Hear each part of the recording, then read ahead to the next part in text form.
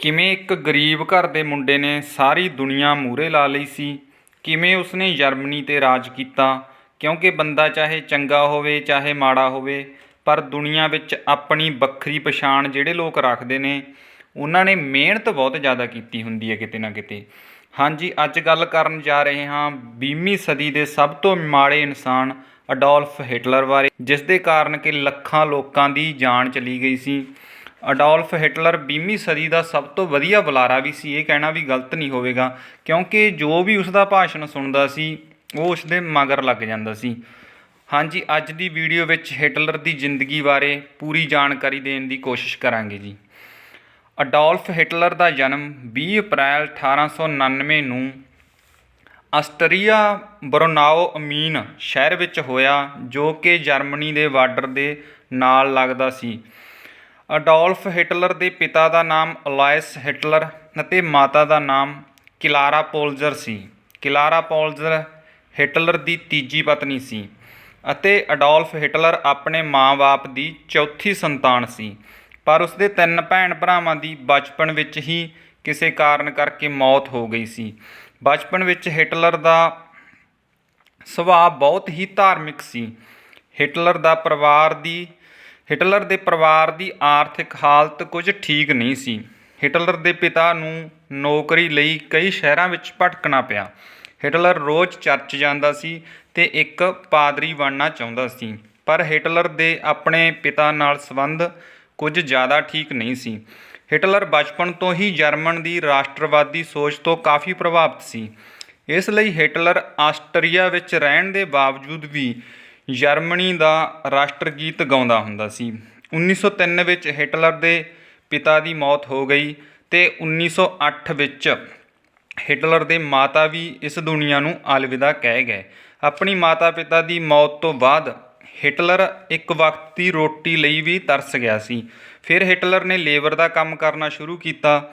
ਕੁਝ post card ਵੇਚ ਕੇ ਵੀ ਉਸਨੇ ਕੁਝ ਪੈਸੇ ਕਮਾਏ। ਹਿਟਲਰ ਬਹੁਤ ਵਧੀਆ ਪੇਂਟਰ ਵੀ ਸੀ। ਉਸਨੇ ਕਈ ਤਸਵੀਰਾਂ ਵੀ ਪੇਂਟ ਕਰਕੇ ਵੇਚੀਆਂ। ਇਹ ਉਹ ਟਾਈਮ ਸੀ ਜਦੋਂ ਹਿਟਲਰ ਨੂੰ ਯਹੂਦੀਆਂ ਤੋਂ ਨਫ਼ਰਤ ਹੋਣੀ ਸ਼ੁਰੂ ਹੋ ਗਈ ਸੀ। 1903 ਵਿੱਚ ਹਿਟਲਰ ਆਸਟਰੀਆ ਨੂੰ ਛੱਡ ਜਰਮਨ ਆ ਗਏ ਅਤੇ ਉੱਥੇ ਜਰਮਨ ਦੀ ਆਰਮੀ ਵਿੱਚ ਭਰਤੀ ਹੋਣ ਲਈ ਅਪਲਾਈ ਕੀਤਾ ਅਤੇ 1914 ਵਿੱਚ ਹਿਟਲਰ ਦੀ ਜਿਹੜੀ ਅਰਜ਼ੀ ਦਿੱਤੀ ਸੀ ਉਹਨੇ ਉਹ ਮਨਜ਼ੂਰ ਕਰ ਲਈ ਗਈ ਅਤੇ ਹਿਟਲਰ ਜਰਮਨ ਦੀ ਫੌਜ ਦਾ ਹਿੱਸਾ ਬਣ ਗਏ। ਹਿਟਲਰ ਨੂੰ ਜਰਮਨੀ ਨਾਲ ਬਚਪਨ ਤੋਂ ਹੀ ਬਹੁਤ ਪਿਆਰ ਸੀ, ਇਸ ਕਰਕੇ ਉਸਨੇ ਇੱਕ ਸਿਪਾਹੀ ਦੀ ਨੌਕਰੀ ਬੜੀ ਬਹਾਦਰੀ ਅਤੇ ਇਮਾਨਦਾਰੀ ਨਾਲ ਕੀਤੀ, ਜਿਸ ਕਰਕੇ ਉਸਨੂੰ ਬਹੁਤ ਸਾਰੇ ਅਵਾਰਡ ਵੀ ਮਿਲੇ। ਇੱਕ ਕਿੱਸਾ ਵੀ ਹਿਟਲਰ ਲਈ ਮਸ਼ਹੂਰ ਹੈ ਜੀ, ਜਿਵੇਂ ਕਹਿੰਦੇ ਨੇ ਵੀ ਹਿਟਲਰ ਦੀਆਂ ਮੁੱਛਾਂ ਐਵੇਂ ਕਿਉਂ ਸੀ, ਉਸ ਦੀਆਂ ਮੁੱਛਾਂ ਬਹੁਤ ਮਸ਼ਹੂਰ ਹੋਈਆਂ ਨੇ। ਹਿਟਲਰ ਨੇ ਇੱਕ ਯੁੱਧ ਦੌਰਾਨ ਇੱਕ ਜ਼ਹਿਰੀਲੀ ਗੈਸ ਤੋਂ ਬਚਣ ਲਈ ਆਪਣੇ ਮੂੰਹ 'ਤੇ ਮਾਸਕ ਪਾਇਆ ਸੀਗਾ, ਆਪਣੇ ਨੱਕ ਦੇ ਉੱਤੇ ਮਾਸਕ ਚੜ੍ਹਾਇਆ ਸੀਗਾ, ਇਸ ਕਰਕੇ ਉਸਨੂੰ ਮੁੱਛਾਂ ਛੋਟੀਆਂ ਕਟਵਾਉਣੀਆਂ ਪਈਆਂ ਸੀਗੀਆਂ, ਇਸ ਕਰਕੇ ਉਸਨੇ ਇਸ ਤਰ੍ਹਾਂ ਦੀਆਂ ਮੁੱਛਾਂ ਰੱਖੀਆਂ ਸੀਗੀਆਂ। ਪਹਿਲੇ ਵਿਸ਼ਵ ਯੁੱਧ ਵਿੱਚ ਜਰਮਨੀ ਦੀ ਫੌਜ ਨੂੰ ਆਤਮ ਸਮਰਪਣ ਕਰਨਾ ਪਿਆ ਸੀਗਾ, ਜਿਸ ਨਾਲ ਹਿਟਲਰ ਨੂੰ ਬਹੁਤ ਦੁੱਖ ਪਹੁੰਚਿਆ ਅਤੇ ਹਿਟਲਰ ਨੇ ਜਰਮਨੀ ਦੇ ਵੱਡੇ ਨੇਤਾਵਾਂ ਨੂੰ ਇਸ ਦਾ ਦੋਸ਼ੀ ਮੰਨਿਆ। ਅੱਗੇ ਜਾ ਕੇ 1919 ਵਿੱਚ ਹਿਟਲਰ ਨੇ DAP ਨਾਮ ਦੀ ਇੱਕ ਪਾਰਟੀ ਜੁਆਇਨ ਕਰ ਲਈ, ਜਿਹੜੀ ਕਿ ਜਰਮਨ ਵਰਕਰਾਂ ਦੀ ਪਾਰਟੀ ਸੀ। ਇਸ ਪਾਰਟੀ ਦੇ ਲੋਕ ਯਹੂਦੀਆਂ ਦੇ ਪੂਰੀ ਤਰ੍ਹਾਂ ਵਿਰੋਧੀ ਸਨ। ਹਿਟਲਰ ਤਾਂ ਪਹਿਲਾਂ ਤੋਂ ਹੀ ਯਹੂਦੀਆਂ ਤੋਂ ਨਫ਼ਰਤ ਕਰਦਾ ਸੀ। ਅੱਗੇ ਚੱਲ ਕੇ DAP ਨਾਮ ਦੀ ਪਾਰਟੀ ਦਾ ਨਾਮ ਬਦਲ ਕੇ ਨਾਜ਼ੀ ਰੱਖ ਦਿੱਤਾ ਗਿਆ। ਹਿਟਲਰ ਵਿੱਚ ਬੋਲਣ ਦੀ ਬਹੁਤ ਵੱਡੀ ਕਲਾ ਸੀ।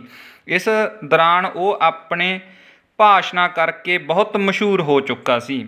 ਵਿਸ਼ਵ ਯੁੱਧ ਤੋਂ ਬਾਅਦ ਜਰਮਨੀ ਦੇ ਆਰਥਿਕ ਹਾਲਤ ਵੀ ਕੁਝ ਠੀਕ ਨਹੀਂ ਸਨ। ਹਿਟਲਰ ਜਰਮਨੀ ਦੀ ਆਰਥਿਕ ਸਥਿਤੀ ਨੂੰ ਵਧੀਆ ਕਰਨ ਬਾਰੇ ਵਿਚਾਰ ਰੱਖਦਾ ਰਹਿੰਦਾ ਸੀ, ਜਿਸ ਕਰਕੇ ਉਹ ਹੋਰ ਵੀ ਫੇਮਸ ਹੋ ਚੁੱਕਾ ਸੀ। ਇਸੇ ਕਰਕੇ 1921 ਨੂੰ ਹਿਟਲਰ ਨੂੰ ਨਾਜ਼ੀ ਪਾਰਟੀ ਦਾ ਚੇਅਰਮੈਨ ਬਣਾ ਦਿੱਤਾ ਗਿਆ।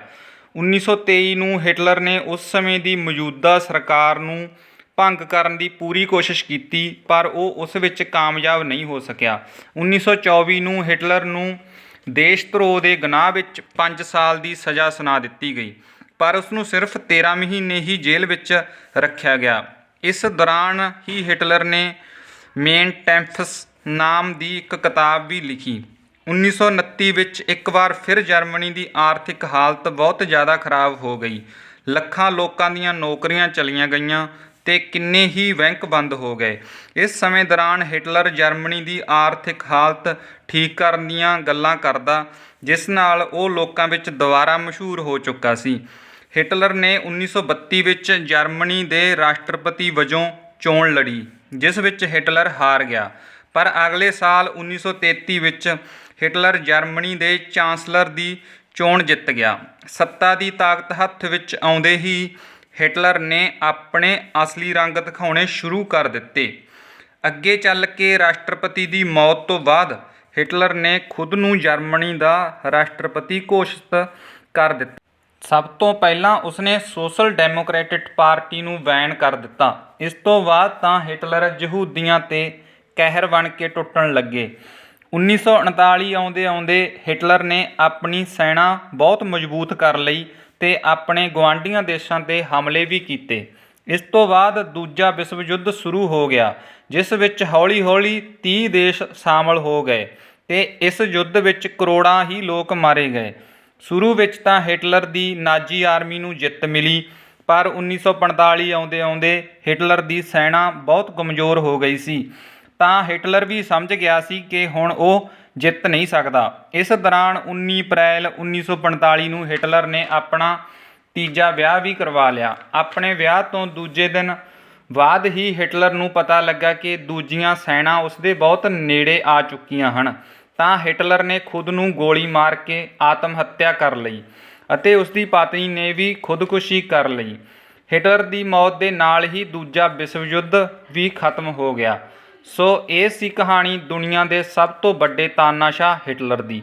ਜੇ ਕਹਾਣੀ ਵਧੀਆ ਲੱਗੀ ਤਾਂ ਜੀ ਲਾਈਕ ਅਤੇ ਸ਼ੇਅਰ ਕਰਨ ਦੇ ਨਾਲ ਸਾਡੇ ਚੈਨਲ ਨੂੰ ਸਬਸਕ੍ਰਾਈਬ ਜ਼ਰੂਰ ਕਰ ਲਓ। ਧੰਨਵਾਦ ਜੀ।